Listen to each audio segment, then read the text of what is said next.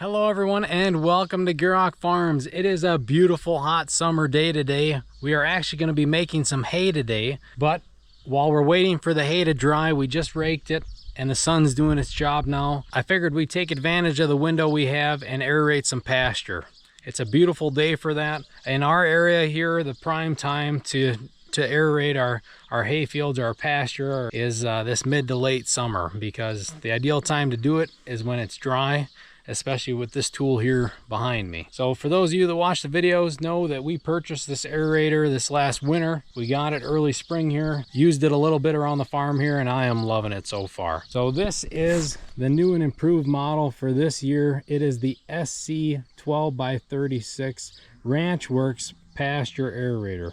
It's very similar to last year's model, that SB series that we had here, but they built it even heavier than the last model, which I found hard to believe when I heard that, but seeing it, they did it. RanchWorx is constantly improving. Today we're going to be using the Magnum. We got it hooked onto it because we're going to be doing some steeper pasture, and it will be nice to have the duals for that.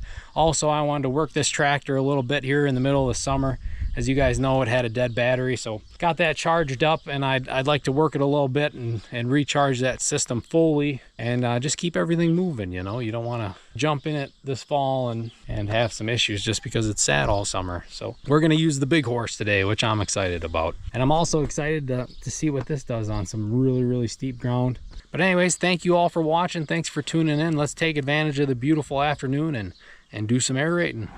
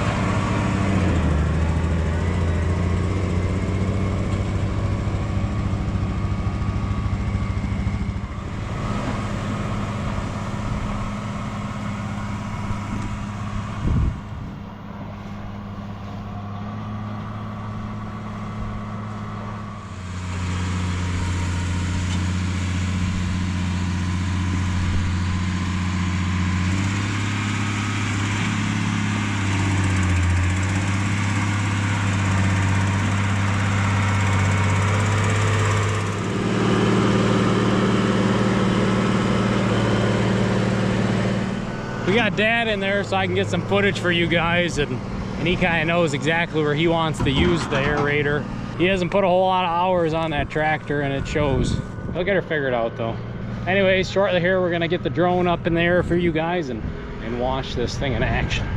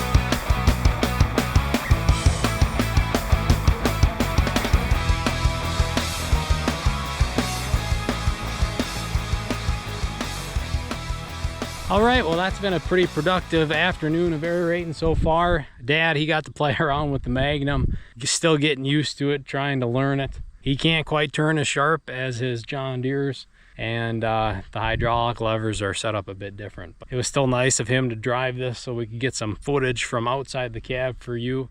This is one of the main pastures on the farm. This is one of the pastures that is grazed first right away in the year, and it's also one of the last pastures grazed in the year. So this is one of the pastures that has to meet the requirements of fulfilling the entire grazing season. We do have enough pasture where we rotate during the summer, but as for the start and the end of the grazing season, this is the main pasture right here. The reason being, it's right next to our main farmyard, so the dairy herd gets this right away in the spring, and then in the fall months they're out here yet until we have to keep them in the barnyard until it gets really damp or cold. They're staying out here. So this pasture gets a lot of abuse, and we don't ever rotate it out of grass. It's been grass as long as I've been alive. We have mowed it and we have baled pieces of it, but it's never been pulled out of grass. So a tool like this RanchWorx Aerator is going to help us revitalize it. So we left 2-3 passes here in the middle as an example, but one thing I want to touch on is weed control. So we have a lot of these white flowered broadleaf stemmy type weeds that the cows don't eat, and even if we mow them, they seem like they come back right away. But this aerator stomps them down and sets them back enough to where the grass will come through stronger than the weeds. And you can see a line plain as day right here. You can see the tall weeds there to the right where the tractor's sitting, and then what we went over with the aerator. But one of the main reasons we're out here today is to combat compaction. Being we haven't ever dug this field up or subsoiled it. I don't think it'd be possible to subsoil it, especially with our tractors. It's too steep and the ground is too hard for that. So that's where these Ranch Tech blades come in handy. These are their patented 6-inch blades. I want to add that they do have a lifetime warranty, so they're not going to break off. They are very proven. They are stout. This specific drum full of water weighs just over 10,000 pounds. So that's a lot of weight impacting the ground. And the blades are designed in a way to where they cut the root layer here. They don't tear. So you can see that right here. We'll pull up a sod chunk. So as you can see, we got plenty of roots here yet. And this is the top 2.5 inches here of sod that I pulled out of the ground. And this is right where that blade cut into the ground. You do get a little of opening up of the soil, which allows for that good water filtration and aeration, but it leaves all your roots intact. Whereas some aerators, or of course tillage, will interrupt that root mass and completely turn it over or slice it off and disrupt it. This RanchWorx Aerator will leave everything intact. It just slices directly down into the soil so that it gives more area for those roots to grow into, along with getting that air and that moisture in the soil. Now, you heard me hint on it a couple times.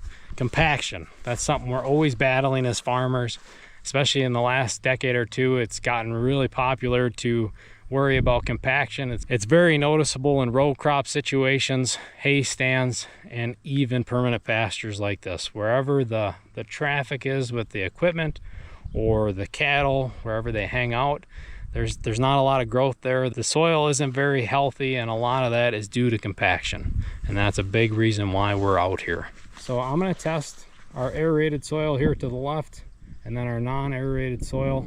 Very comparable spot here. Here we have our soil compaction probe. We have the small tip on to start off here. We're gonna see how that goes.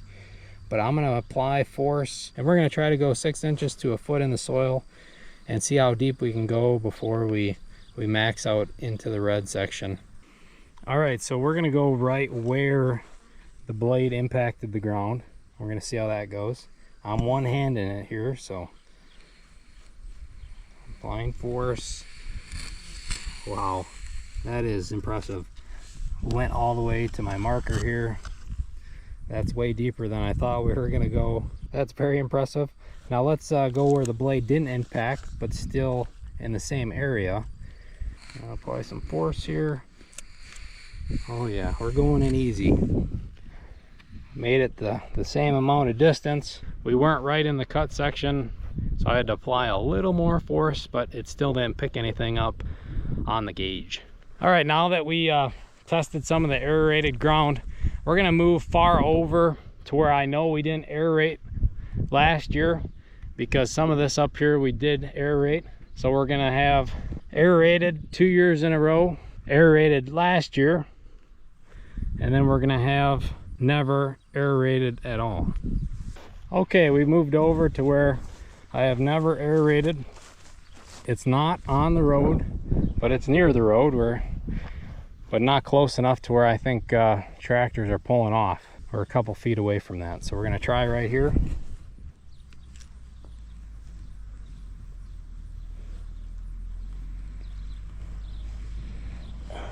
As you can see, it jumped all the way up to the 300 mark. So there's definitely more compaction over here. We were still able to get the probe in the ground. Now let's go try what was aerated last year, but not aerated today.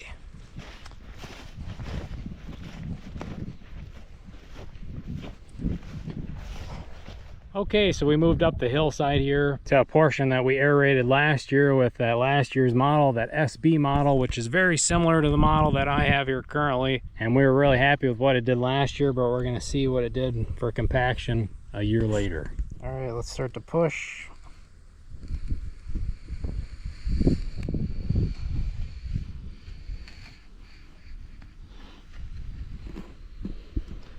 Didn't read anything at all. So that's great to see that long term we are seeing some gain from running this implement across the ground.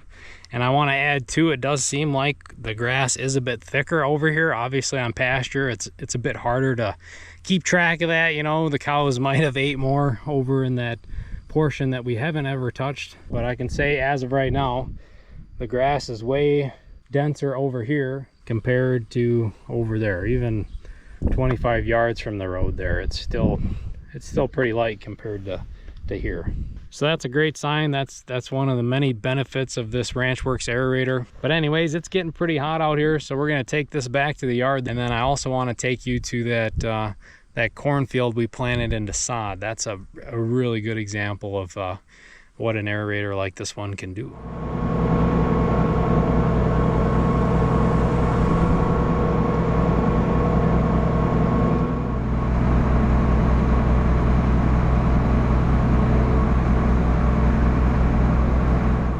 I don't know if you guys can recognize it, but I moved over to that field that I was talking about that we did last year. This is one of those first fields that we used that aerator on last year. Corn is looking beautiful here along this headland. So let's walk in there a ways and give you guys a closer look. Corn's starting to pollinate and we have some beautiful silks here. So last year this was an old hay stand and we planted corn into it this spring. For those of you that don't know, no-till sod is very hard to get in, especially with our older planters. On a headland like this in a field entrance where there's a lot of compaction, I think that aerator helped open up that soil, and over the winter allowed that frost to creep down in there and kind of break some of that up even more. So we are a couple rows in here right at the field driveway, and let's see what our compaction's looking like.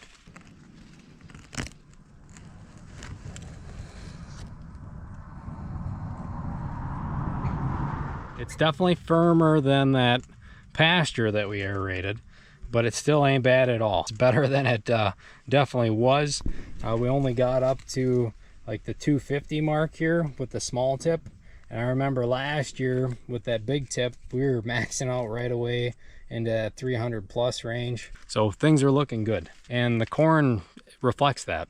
If we didn't do something on this headland here, I would suspect, and I've seen it in the past, where these couple rows here right on the entrance wouldn't be much of anything. They'd be really short and they'd be battling that compaction. They wouldn't have a good root structure to take up nutrients and water. But running that aerator across it last year helped us break that up and get a great corn stand the next year. But anyways, it's getting late. We just finished up with that hay and I came here on my way home to show you guys this. So I'm gonna end it off here. Thank you all for watching. Thanks for the support. Remember, check out RanchWorx. I will have all their information down in the description, their website and contact info, so check them out. But anyways, we will see you all next time.